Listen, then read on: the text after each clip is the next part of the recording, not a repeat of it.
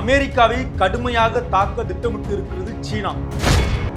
அமெரிக்காவின் உற்பத்தி துறையில் மிகப்பெரிய மந்தநிலை ஏற்படுகிற நிலை தற்போது ஏற்பட்டிருக்கிறது. சட்டவிரோதமாக குடியேறியவர்கள் அடுத்து வருகிற 30 நாட்களுக்குள் அமெரிக்காவை விட்டு வெளியேற வேண்டும் என்று அச்சுறுத்தலை ஏற்படுத்தியிருக்கிறது டிரம்பின் தற்போதைய அறிக்கை. இதை பற்றி முழுமையாக இந்த காணொலி வாயிலாக பார்க்கலாம்.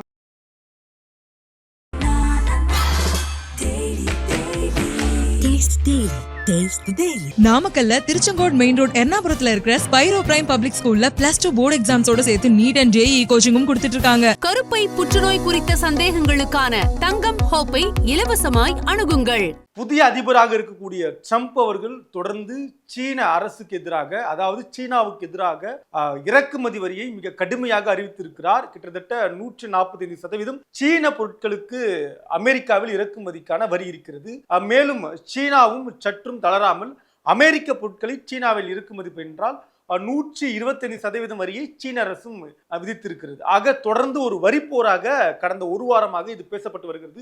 உலக அளவில் இது மிகப்பெரிய அளவுக்கு பொருளாதார மந்தநிலையை ஏற்படுத்தக்கூடும் என்றும் எதிர்பார்க்கப்படுகிறது. இந்நிலையில் தான் தற்போது சீன அரசு ஒரு அதிரடி நடவடிக்கை எடுத்திருக்கிறது. அதாவது குறிப்பாக சீனாவிலிருந்து ஏற்றுமதி செய்யக்கூடிய, அமெரிக்காவுக்கு ஏற்றுமதி செய்யக்கூடிய உலோகங்களை தடை செய்வதற்கான வேலைகளில் ஈடுபட்டு வருகிறது. குறிப்பாக அமெரிக்காவிற்கு பாதுகாப்பிற்கு தேவையான கார் போன்ற உற்பத்தி பொருட்கள் தயாரிப்பதற்கு தேவையான, ராணுவ பொருட்கள் தயாரிப்பதற்கு தேவையான காந்தகங்களை இனி ஏற்றுமதி செய்ய வேண்டிய வேலை இல்லை என்கிற முடிவுக்கு வந்திருக்கிறது. இது மிகப்பெரிய அளவில் அமெரிக்காவில் தாக்கத்தை ஏற்படுத்தும் என்று எதிர்பார்க்கப்படுகிறது. குறிப்பாக உற்பத்தி துறை, அமெரிக்காவுடைய உற்பத்தி துறையானாலும் சரி, ராணுவ துறையானாலும் சரி, கார் உற்பத்தி ஆனாலும் சரி, எரிசக்தி ஆனாலும் சரி, மின்சாரத்துறை உட்பட்ட தொழில்நுட்பம் உட்பட்ட எல்லா துறையிலும் சீனாவிலிருந்து ஏற்றுமதி செய்யக்கூடிய காந்தகங்களின் பங்கு பெருமளவில் இருக்கிறது.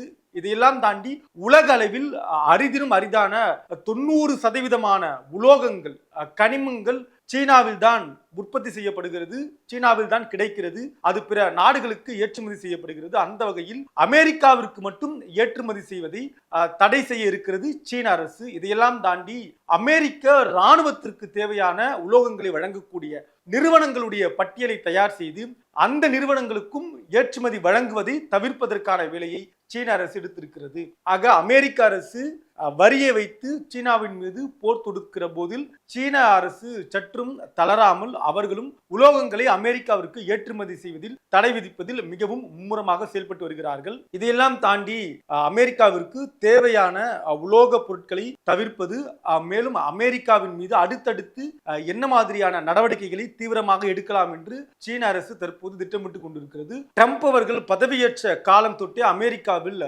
சட்டவிரோதமாக குடியேறியவர்கள் அமெரிக்காவை விட்டு வெளியேற வேண்டும் என்று கடுமையான நடவடிக்கை எடுத்து வந்தார். அதன் ஒரு பகுதியாக தற்போது தீவிரமாக 30 நாட்கள் அவர்களுக்கு காலக்கெடுவும் கொடுத்திருக்கிறார். இந்த 30 நாட்களுக்குள் அமெரிக்காவை விட்டு சட்டவிரோதமாக குடியேறியவர்கள் வெளியேற வேண்டும்.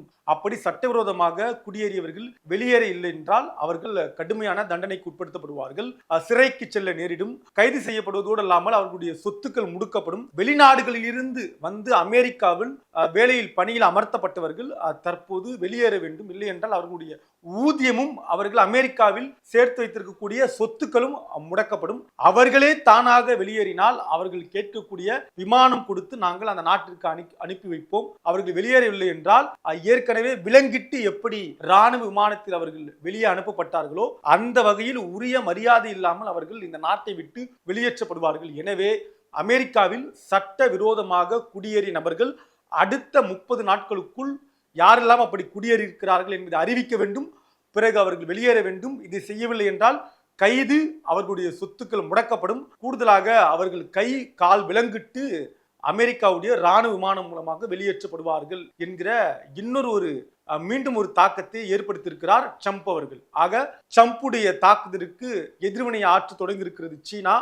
மறுபுறம் சட்டவிரோதமாக குடியேறியவர்களை மேலும் அப்புறப்படுத்தும் வேலைகளில் தீவிரமாக ஈடுபட்டு இருக்கிறார் ட்ரம்ப். தொடர்ந்து என்ன நடக்க இருக்கிறது என்பதை பொறுத்திருந்து பார்க்கலாம். நன்றி, வணக்கம்.